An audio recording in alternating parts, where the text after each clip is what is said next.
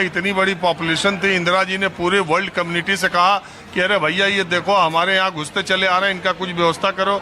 और मुक्ति वाहिनी वहाँ संघर्ष की उन्होंने खुद ही वहाँ पर विद्रोह कर दिया। वो तो मुजीबुर रहमान को जब अरेस्ट कर लिया और उसके बाद वहाँ पर जो विद्रोह हुआ उसमें मौका था। और फिर अभी का जो हाल हिंदुओं का वही है, उसमें सब हिंदू को ले आता, डिवाइड कर देता उसको, हिंदू और मुस्लिम का ईस्ट पाकिस्तान को वहीं पर डिवीजन कर देता, उसको बीच में छोड़ देना, सरबत बना देना ठीक नहीं था।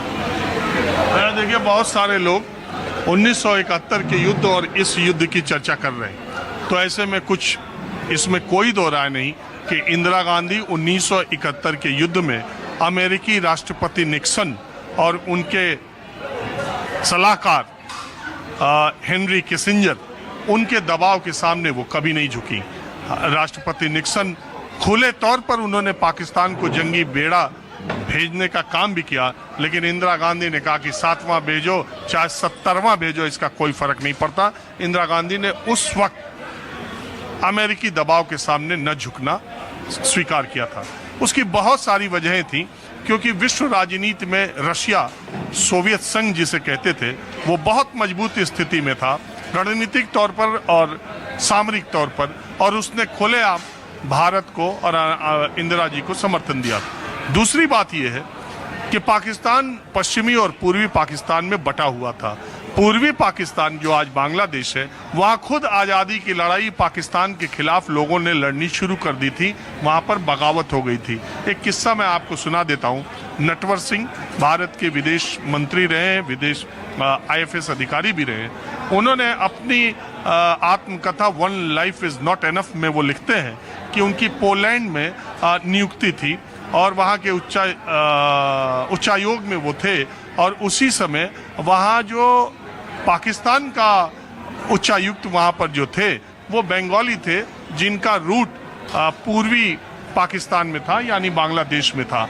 एक शाम वो नटवर सिंह के साथ बैठे बातें करते करते कि किस तरीके से पाकिस्तान, पश्चिमी पाकिस्तान की फौज ने वहाँ के लोगों का हालात, किस तरह से वहाँ बर्बरतापूर्ण हत्याएं हो रही हैं और आंदोलन को दबाया जा रहा है, वो पाकिस्तान के राजदूत वहाँ रो पड़े थे नटवर सिंह के सामने।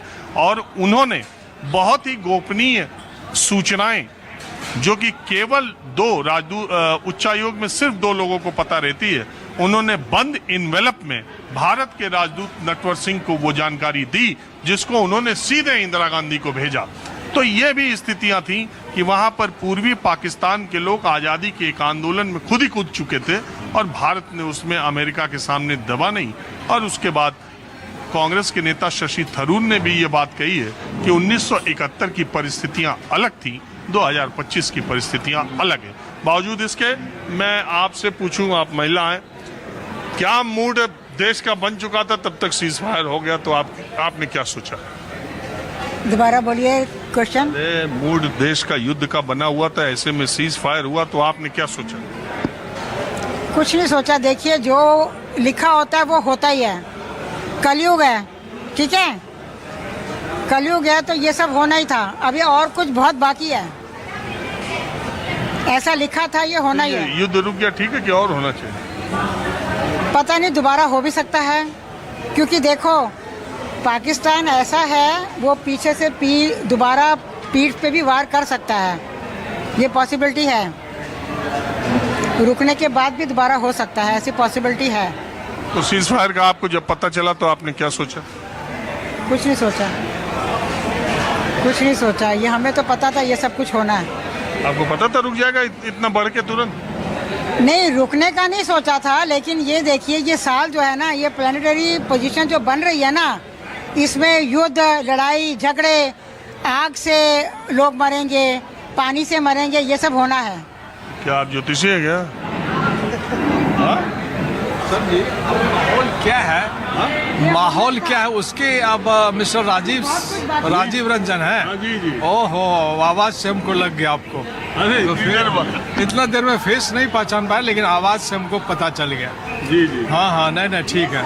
हम लोग भी क्या कह रहे हैं? हम लोग भी बिहार से ही है, जमशेदपुर से हैं। यहाँ तो हर जगह के लोग आते रहते हैं। ये साल मंगल का साल है तो मंगल अमंगल करता ही है। मंगल मीन्स मार्स, मार्स में क्या है, फायर है, लोगों में गुस्सा रहेगा ही रहेगा।